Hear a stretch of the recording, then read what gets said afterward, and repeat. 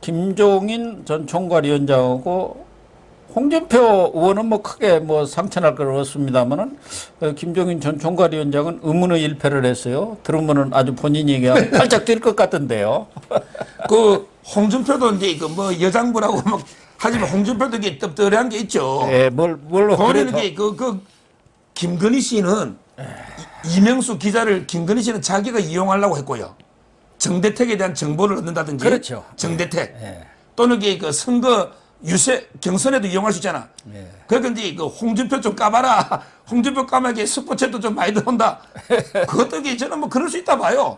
아니 선거 과정에 뭐 기자들이 있으면 아니 상대 좀 까라. 그거야 그 선거운동 부인이 그 남편 선거운동 하는 거 아닙니까? 그렇다고 또 홍준표 의원을 개인적으로 뭐 이렇게 비판하는 건 없잖아요. 그러니까. 예. 근데 그 김종인에 대해서는 아주 예리한 식견이 있다면 뭐 정치 감각이 뭐 먹을 게 있으니까 온다면 먹을 게 없으면 김종인이가 올 사람입니까? 그렇죠. 김종인에 대해서 예리하게 분석하고 있더만. 예. 이번에 저는 김종인 정리한 게 김건희 씨 덕이 크다 봐요. 그러니까 정리해야죠. 예. 따라서 뭐 결정적인 건 없고요. 예. 근데 제가 중요한 걸 하나 얻은 게 뭡니까? 저는 이게 오늘 하고 또 하죠 한 번 더. 한 번 더 한다는 거예요. 그래서 이게 진짜 이게 중요한 거는 아껴놨나? 이 걱정을 처음에 했었어요. 왜냐하면 이게 우리가 뭐 노래 같은 거 뭐 가요 무대 노래 같은 거 보면 조용필이는 제일 마지막에 나오잖아. 그렇습니다. 제일 유명한 가수는 제일 마지막에 나와. 그러니까 이게 조용필이가 마지막에 나오듯이 진짜 이게 마지막에 한 방 터뜨리려고 아껴놨나? 이 생각을 걱정했었어요. 네. 근데 녹취를 거의 다 들어보고 아는 분들 있잖아. 이분들한테 물어보고 제가 언론인들한테 몇 번 물어봤어요. 최병묵 선배나 또 송국건 선배나 제가 친한 선배들 있잖아. 네. 그랬더니 다 그래 그분들이. 기자들은 항상 첫 뉴스가 중요하다고. 처음에 시청률을 쫙 올리고 처음에 터뜨려야지 계속 보잖아. 그러니까 진짜 그럼요. 중요한 거는 어제 다 터뜨렸을 것이다. 다음에는 더 없을 것이다. 이게 기자의 생리래. 언론에게 항상 처음에 터뜨려야 돼. 중요한 것부터 네. 또 충격이 클 내용부터 보도를 하고 그 다음에는 이제 나머지 추려서 또 2탄, 3탄 나가는 거죠. 그래서 결국 어저께 중요한 게 다 넣었는데 별 게 없다면 다음 주는 오히려 저는 시청률도 폭락하면서 어제는 이게 한 17%까지 넣었죠? 시청률이. 시청률 장사를 좀 했죠. 이 민주당 애들에게 본방사수했고 뭐 이렇게 시즌 넣는데 다음에는 이게 더 김 빠진 네. 김 빠진 사이다 있잖아. 이재명이 뭐 사이다 김 빠진 사이다가 되고 더 새로운 게 없고 그다음에 이제 조금 이게 뭐 걱정되는 거는 이제 그 방송을 못하게 한 거 있잖아 법원에. 그러면 이게 그때 한 7개인가 방송 못하게 했거든요. 3가지 유형으로 해가지고 거기에 보면 이게 좀 남편 흉보는 거 있잖아. 그것도 이게 이미 여러 명 알려졌잖아. 지금 뭐 그런 거는 저는 이게 그냥 뭐 완전히 진짜 사적인데 아니 그 뭐 뒤에서 여자 원래 남의 뒷좌석에서는 임금님이잖아요. 일단 나라님도 욕하고요. 그다음에 그 부인이 뭐 남편 없는데 하다 보면 이게 남편 좀 흉 좀 볼 수도 있고요. 제가 이게 오늘 그 집사람하고 그 이야기 했거든요. 예. 방송 안 된 것 중에 그 김건희 씨가 남편 흉 보는 거 있잖아. 그 이야기 했더니 제 집사람이 그러더라고. 나는 평소에 당신 더 욕한다고. 나는 평소에 당신 더 욕한다고 그러더라고. 이게 녹음이 안 돼서 그렇지. 녹음해 보면 이게 많이 합니다. 예. 따라서 저는 뭐 이 은밀한 사적 대화 녹음한 게 잘못이지. 그것도 큰 변수는 안 된다 봐요. 그리고 말씀하신 대로 방송이 안 된 거, 법원에서 방송 불가 판정이 내린 것도 지금 인터넷에 다 돌고 있고 그렇죠. 또 MBC 변호사가 그 요약본 몰래 유출했다고 지금 국민의힘 쪽에서는 주장하고 있지 않습니까? 또 뭐 그쪽에서 이제 무속 얘기 그런 게 조금 있는 것 같은데 아마 김건희 씨가 그런 쪽에는 좀 좋아하는 것 같아요.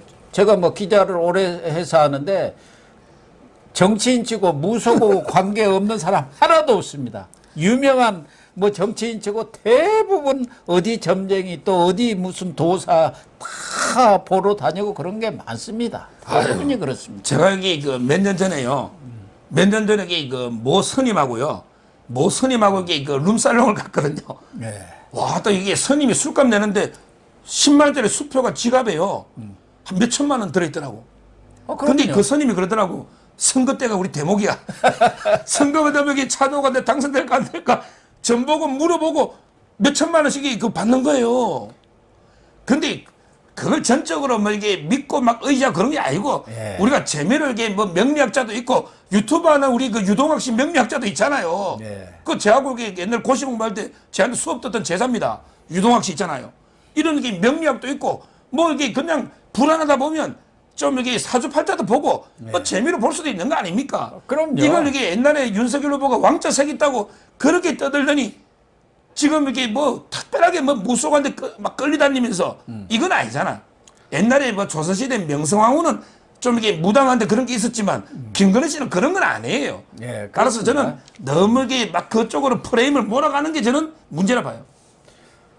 저는요, 지금은 대선일이 딱 법으로 정해졌지만 전에 법으로 정해지지 않았을 때는요, 제가 직접 들었어요. 그 정해온 사람, 내가 누구 점쟁이한테 가서 물어보니까 이날이 좋다고 해서 내가 이렇게 정했어. 이 몇 개를 가지고 여러 군데를 다녀가지고 요게 가장 좋은 날이라 해서 정했다고 직접 들었어요. 전에 내가 민정당 출입하면서 기자 취재할 때. 아유, 옛날에요. 흥선대원군 있잖아요. 예. 흥선대원군은 이게 자기 아들 고종이잖아. 아들을 이게 왕 만들라고 자기 아버지 무덤 있죠. 예. 자기 아버지가 그 남영군이거든요. 남영군이. 남영군이 남영군. 무덤을 옮겼잖아. 예. 근데 이걸 독일의 그 오페르트라는 이 도적이 독일이 이게 묘를 독을 해버린 거야. 예. 엄청난 사건 아닙니까? 예. 근데 이렇게 옛날에는 아들을 왕 만들라고 묘자리까지 옮겨가면서 했잖아요. 예. 그걸 이게 그렇게 욕할 거는 저는 아니다. 그게 뭐 무속에 놀아나가지고 마치 그게 조정돼가지고 다 한 것처럼 전혀 그런 내용이 아니거든요. 따라서 뭐 그 부분도 이게 크게 걱정할 건 없다 봅니다. 오늘 세계일보로 보니까 뭐 이 국민의힘의 선대위에 건진 법사라는 사람이 있어가지고 무슨 메시지 일정 인사를 관여한다, 실체로 통한다, 뭐 이런 보도까지 있던데 물론 국민의힘에서는 그게 아니라고 이렇게 반박하는 뭐 설명이 있었던데 어쨌든 뭐 그 내용은 아직은 확실치 밝혀지지는 않았습니다만은 국민의힘의 네트워크 본부에 뭐 그런 사람이 있다더라 이런 보도까지도 나오기는 했어요. 그러나 이런 정치권에서 좀 무서고 이렇게 관련이 있는 일들이 과거부터 흔히 많이 있었습니다. 그런데 이번 보면은 MBC가 결과적으로는 합방이 됐습니다만은 좀 선거에 이용하려는 정치적 의도가 있었던 것 아닌가 이렇게 알려지고 있지 않습니까? 그러니까요. MBC의 그 보도가요. 결과적으로는 이게 그 대실패로 오히려 이게 그 역풍으로 있잖아요. 예. 오히려 민주당이나 이재명한테 불리한 결과로 끝났죠. 예, 그렇게 그렇지만 이게 그 MBC의 그 의도 있잖아요. 공작은 이게 반드시 짚어야 됩니다. 공작은 예. 제가 누누이 말했지만 어제도 제가 이제 그 방송에서 했지만 채널 A 그 방송했지만 취재 윤리가 그 기준이 있습니다. 예. 취재를 할 때는 내가 어느 신문의 기자다. 자기 신분을 첫째 밝히고요. 네. 그 다음에 그 제가 인터뷰할 때 보면 두 번째 취재의 편의상 또 이게 증거상 녹음을 좀 해도 되겠습니까? 예. 이걸 이렇게 양해를 구하고요. 그 다음에 세 번째 바로 이게 취재하면 자기 언론에 즉시 털어야 되고요. 예. 그 다음에 마지막으로 자기가 기자라면 자기 매체에다가 털어야 되는 거예요. 그렇죠. 이게 네 가지 기준인데 그런데 이 서울의 소리 이 이명수는 자기가 뭐 이게 서울의 소리 이명수입니다 했지만 이게 그 녹음한다는 거 있잖아요. 예. 이거는 이게 전혀 고지안에 몰래 녹음했고요. 그 다음에 그 이걸 이게 언제쯤 폭로하는 게 타격 줄까? 그러니까. 이 폭로 시점을 계속 상의했고요. 그 다음 마지막으로 이게 자기 매체에서 보도를 안 하고 이게 타격 큰 MBC한테 준 이 취재 윤리를 전부 위반한 이런 잘못이 있는 거고 서울의 소리는 그 다음에 MBC 사장이 누굽니까? MBC 사장이 박성재입니다. 예. 박성재가 누굽니까? 옛날에 보도국장 할 때 서초역에 조국 수호 집회 척본이 100만이래. 제가 보니까 척본이 한 10,000명에서 2만? 왜냐하면 이게 서초역의 반대쪽은 축제하러 온 사람 축제. 말도 안 되는 게 보도한 이게 박성재 아닙니까? 이 MBC가 가장 좌파언론이에요. 이게 바로 저는 선거 방해입니다. 따라서 공직선거법으로 반드시 MBC 책임을 물어야 된다 봅니다. MBC나 서울호설에도 그렇지만 합리적인 추측을 한다면은 이런 일을 전체적으로 기획하고 꾸민 그런 사람이 있지 않겠느냐. 채널A 사건 때도 권한유착이라는 것이 드러났지 않습니까? 그때도 무슨 진모 씨가 왔다 갔다 했다는데 이번 건에도 뭐 개입됐다는 그런 언론 보도도 있더라고요. 그렇다고 본다면은 진모 씨는 어디하고 관련이 있습니까? 민주당하고 그쪽의 사람들하고 관련이 있는 거 아닙니까? 그러니까 이 사건 자체가 정치적 의도로 기획이 됐는데 결과는 완전히 부메랑이 돼버렸다. 그런 거 아닙니까? 그러나 그 정치적 의도가 잘못된 거 그것에 대해서는 마땅히 추궁을 해야죠. 결국 이번 사건의 당사자들은요. 결국 채널A 사건하고 한동훈 사건을 조작한 그 기자와 그 제보자입니다. 일단 이게 기자가요. 그때 MBC 기자가 이번에도 이게 협상 창구였어요. 그렇습니다. 그다음에 그때 제보한 지모 씨 있잖아. 그 사람에게 MBC하고 협상 창구였어요. 근데 그때 채널A 사건 어떻게 했습니까? 한동훈 지금까지 그 복귀를 못하고 있잖아요. 그러니까요. 한동훈. 그다음에 채널A 이동재 기자 지금 이게 무죄 받고 있잖아요. 근데 구속대가 얼마나 고생했습니까?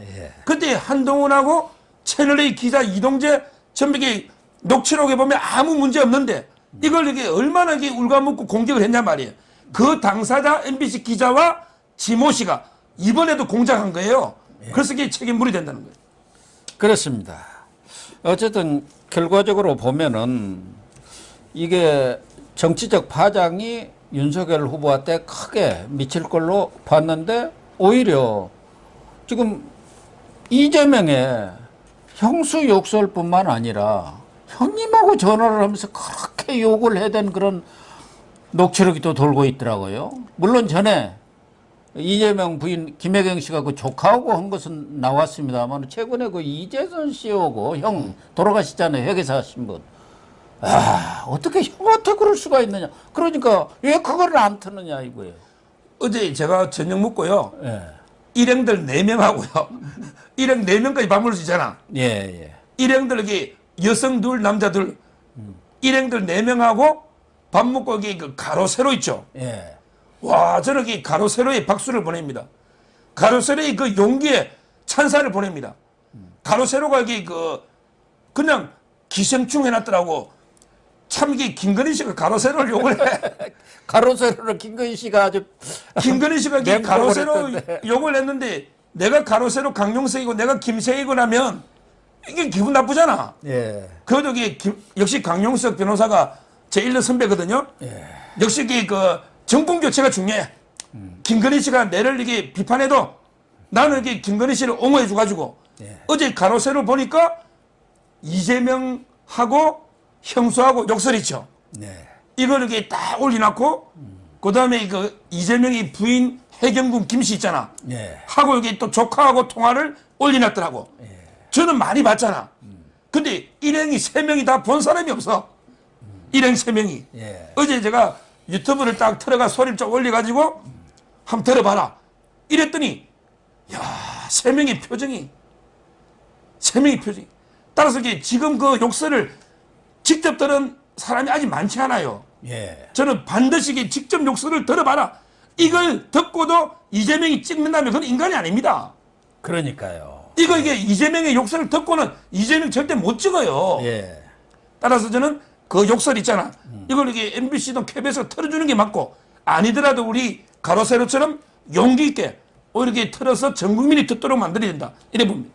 그래서 이번에 김건희 씨의 그런 7시간 방송이 MBC에서 한 것이 결과적으로는 이재명의 그런 여러 가지 욕설 녹음 파일을 방송할 수 있는 그런 마중물 역할을 해준 것 아니냐. 그렇습니다. 또 하나는 오히려 이번 그 김건희 씨의 이런 방송이 윤석열 후보 지지율을 한 4, 5%는 더 올릴 거라는 그런 또 평가를 하는 사람들도 있을 거더라고요. 그래서 이 주제의 마지막 제가 결론을 꼭 제가 하고 싶은 말이 금요일날 T조나 일요일 어제 채널A도 말했지만요. 가장 중요한 게 자, 이 모든 게 국민의 알 권리하고 검증이죠. 이 모든 녹취 파일이 알 권리하고 검증이잖아요. 자, 그러면 이 국민들이 검증을 후보가를 더 많이 해야 됩니까? 아니면 이게 후보 부인을 더 많이 해야 되느냐? 누가 봐도 이게 후보 검증이 중요하죠. 예. 후보 부인 보고 찍는 거 아니잖아요. 네. 그럼 이게 후보 검증하려면 이재명의 욕설을 국민이 더 알아야 되느냐? 아니면 이게 김건희의 사담 있잖아요. 예. 김건희 씨의 사적인 대화를 국민이 많이 봐야 되느냐? 아니면 이게 이재명의 도덕성, 이재명의 욕설을 국민이 들어야 되느냐? 이거 누가 봐도 이게 이재명의 욕설 파일이 중요하잖아요. 그렇죠. 그게 검증 알 권리에 중요하잖아요. 그리고 후보가 직접 한 얘기고 지금 후보 부인은 대선 후보를 뽑는 그런 선거가 아니잖아요. 그럼요. 따라서 이번 선거는요. 이번 선거는 이게 녹취록에서 시작해서 녹취록으로 끝나는데 중요한 거는 가장 국민이 알아야 될 녹취록은 첫째는 이게 이재명의 욕설, 두 번째는 김혜경의 범죄 자백, 강제 입원시키게 되겠다. 너가 아버지 이게 입원시키게 버린다. 이게 자백이거든요. 김혜경. 예. 그 다음에 또 중요한 게 세 번째는 이재명의 변호사비 대납 23억 녹취. 예. 이병철 씨에 녹음한 거 있잖아요. 예. 그 다음에 또 고 이병철 씨가 아직 안 했지만 해경군 김씨 녹취 3개 있잖아요. 이런 녹취부터 공정파에 털어야 된다. 그 다음에 시간 나오면 뭐 김건희 씨나 부인들 녹취 털고 그 다음에 또 시간 나오면 다른 사람 뭐 아들 녹취 털고 하여튼 이 후보 녹취부터 털고 쭉 순서대로 가야 된다. 이래 봅니다. 그래서 이재명 후보 본인의 그런 녹취록이 만약에 언론사에서 특히 MBC 같이 공영방송 거대 언론사에서 틀었다고 하면은 윤석열 지지율은 저는 60%를 넘는 것은 그건 뭐 땅 짚고 헤엄치기다 그런 생각이 들고 저도 어제 MBC 보고 나서 야 가슴이 싹 이렇게 쓰려 내려지더라고요. 별거 없네. 항상 말하지만 윤석열은 밟을수록 커지는 후보입니다. 윤석열의 지지율이 주춤한 거는 좌파들이 좀 안 밟아줘 그래. 지금 여기 좌파들이 이제 추미애가 좀 자꾸 떠들이대. 그다음에 조국이가 자꾸 페이스북에 글 올리대. 조국도 이번에 그 보고 나서 황당하다. 조국 관련 사건에 대한 그 김건희 씨 언급에 황당하다고 그 거짓이야 이렇게 얘기를 했대. 그다음에 유시민도 자꾸 윤석열을 공격해줘야 돼. 그다음에 저 어중이 있잖아 김어중이. 김어중이도 계속 떠들어줘야 돼. 그래야만 이게 윤석열 지지 뜨는 거거든요.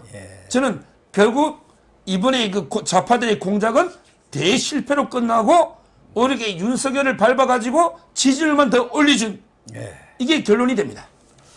그러니까 여기 보면은 이종찬 씨도 이재명 쌍욕 변호사비 대납 관련 녹취록도 방송을 해야 한다. 그렇습니다. 또 흐르는 강물처럼님은 조적 조민이라고 했네. 조국의 적은 조국과 민주당이다. 뭐 여러분들이 이렇게 댓글을 많이 올려 주셨습니다.